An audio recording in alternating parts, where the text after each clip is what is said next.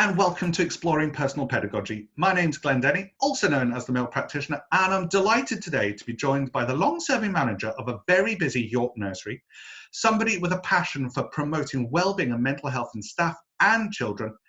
And not only that, she's also a manager. It's lovely to welcome Lyndsey Slessor. Hello. Good morning. Hello, how are you? I'm very well, thank you. And you? Yeah, not too bad, thank you. So we're kind of, in this series, we're looking at everybody's journey into early years and everything else. So how did yours begin? So my journey into early years was actually very accidental. I never intended to work with children. I actually started as an apprentice in my village preschool when I was 15 years old. So it'll be 22 years ago this year. And I was known as the helping hand girl. So I was the girl that came in after school. I went in and did jigsaws, I did painting, all the nice things. That's all we do at work. And my manager, Val, at the time was very supportive and wanted me to become an apprentice. So I decided when I was 16 that actually childcare wasn't for me. It just didn't have enough for me at the time. So I started an apprenticeship at college in interior art and design. I carried on going to preschool every day after college because I still like to help. I like to support the children. But what I actually found at college was I was in a very male-dominated course at the time, and I was sadly bullied off my course. And the only other space that college had at the time was for childcare. So it kind of felt very strange because for me, it was something very different. And I thought, okay, maybe this is the career I was supposed to go into, because at the time it wasn't what I wanted. But then when the opportunity came up, I didn't have any other options at college. It was the only course that had space to take me on. So I decided, okay, why not? Let's give this a go. I thought, even if I do my training and don't follow this through as a career, at least I've trained in something. Yeah. So I decided I would carry on. I did my first placement at college with the preschool that I was at, but sadly my manager passed away 2 weeks after my placement had started. So my playgroup had to close. So that, I think, for me was the pivotal point where I thought, actually, this is what I want to do. This is going to be the career that I'm going to take on, and this was my challenge. So at the time, my dad actually put in a bid to buy the playgroup to carry on supporting our village and our community. But because at the time, with the EYFS and the structure that Ofsted had specifically, between myself and my dad, we didn't have enough training and experience to be able to take it on as an Ofsted registered premises. So unfortunately, I didn't take it on, but I carried on with college. So I stayed in college for 2 years to get my BTEC level 3 to start with. And then I went on to work as a peripatetic nursery nurse for a charity in York. And basically what that involved was me travelling between 4 different nurseries that the chain owned. I supported children with SEND needs, children with speech and language. I was one-to-one support. And I stayed with them for about 6 years altogether before leaving, because I kind of felt that travelling around wasn't for me anymore. I needed to have grounding. I needed to be somewhere permanently. So I left the chain and went to work for part of DEFRA Limited. A very different rural nursery. But what I actually found was I got bored being in one place. One place didn't have enough for me. I missed seeing lots of other people, and I missed the challenges that my previous role brought. So I left DEFRA, and then I became the youngest manager in the York area by taking on a breakfast and after school club in Dunnington. Wow, okay. I was the youngest manager in York for just over 5 years. I had a breakfast club, after school club, mother and toddler group. I had a baby support group during the week, and I also ran preschool full time as well. So I stayed there for about 8 years altogether before I started my current job, which is obviously in York, managing yourself and my wonderful team. And I've been doing that role for the last 8 years. Well, it'll be 8 years this July. And obviously it's managing a 55 place day nursery for children aged 3 months to 5 years old. and I just love everything about it. I love being part of a gym. I love being able to do sports with the children. Mm, The only thing I wish I had a little bit more of is a bigger garden. But definitely. that's kind of what takes me to where I am at the moment.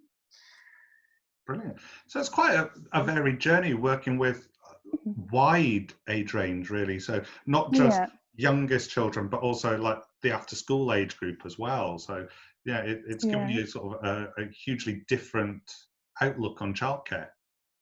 Absolutely. I mean, I've actually looked after children up to the age of 16 because whilst I was running an after school club, I also volunteered for Door 34 in York, Hmm. where I supported slightly older teenagers that were struggling with issues at home, children that were moving into the SASH network, so children that were going to become homeless because of issues that they were having.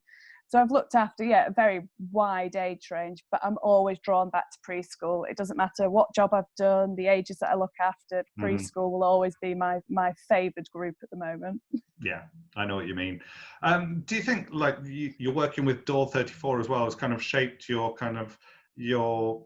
outlook on mental health and well-being as well, not just for the children but the staff as well? Do you think that's kind of had a bit of an emphasis on it? Absolutely. I mean, what I've found from working with a lot of families at Door 34 is that actually mental health doesn't just affect adults, it affects children as well. And I think looking at how we support children in the early years is how we can help mould them into those adults for when they grow up to be able to identify and support their own mental well-being. Hmm. And I mean, massively at the moment, having such a big team at nursery as we do, having 23 adults all together, some of them are young adults, some of them are obviously slightly older adults as well. But I think it's important to find that middle ground of being able to support everybody, but tailoring it to meet the individual needs of that person as well. Definitely. So, in terms of your own personal pedagogy, what do you think has influenced that and kind of made you the practitioner that you are now? So I think from the start for me, Reggio Emilio has been a very big part of my life, my career, and it was sort of my grounding for early years. Because one of the first things I did when I went to college was we actually did like this college outing, where we went to a Bradford nursery and almost like a Reggio Emilio approach. It was called a museum at the time, but it wasn't so much that. But that very much gave me the grounding of what I wanted to help instill into children's Mm. lives. It was about the teamwork that the children can gain from working together, problem solving, accountability, and that understanding of it's not just your own learning, you're supporting your friends as well. Yeah. I think in the last few years, I think we can both agree, we've probably been bombarded by a lot of different approaches where we've thought, Mhm. oh, I like that one, oh, I like that one, or I quite like that one, but I don't like them enough to do all of them. So I Yeah. think there's lots of different approaches where things have come in where we sort of need to streamline different ideas. Again, like I say, Reggio Emilio has always been very important to me. Yeah.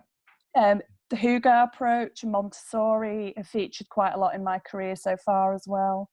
But I'm very much grounded with heuristic play and outdoor play Mhm. specifically. I love forest schools. I love children being outside.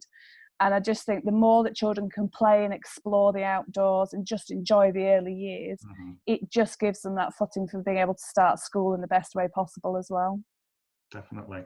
I mean, I think this is why we work together so well, as we both have a similar outlook in that we've got lots of different, like we've experienced different methods and different approaches, or we've read about different methods. And we kind of like, I've said it before to someone else that I was talking to, that we've got the mixing pot and we kind of like go to the spice shelf of approaches and, a little pinch and a Yeah. dash of this, and we make up our own kind of Mhm. approach that way, really, isn't it? Yeah, I think it's the best way because I think sometimes if a setting adopts a certain approach, it doesn't always suit all the children that attend. Mhm. And having worked in a Montessori nursery in the past, there's a lot of value from the Montessori approach, Mhm. but it doesn't suit every child. And for those children that it doesn't suit, being in that setting doesn't necessarily work for them Yeah. because you're trying to mold and structure them into something that doesn't suit their particular needs.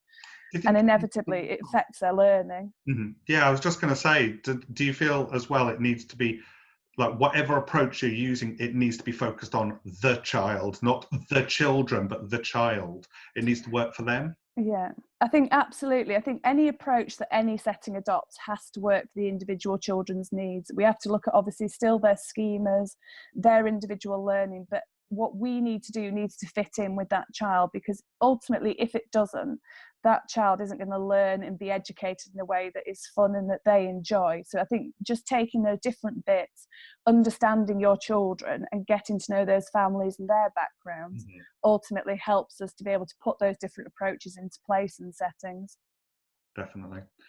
Well, I think we'll continue growing and developing what we do. But for now, Lyndsey, thank you very much for talking to us. Thank you very much.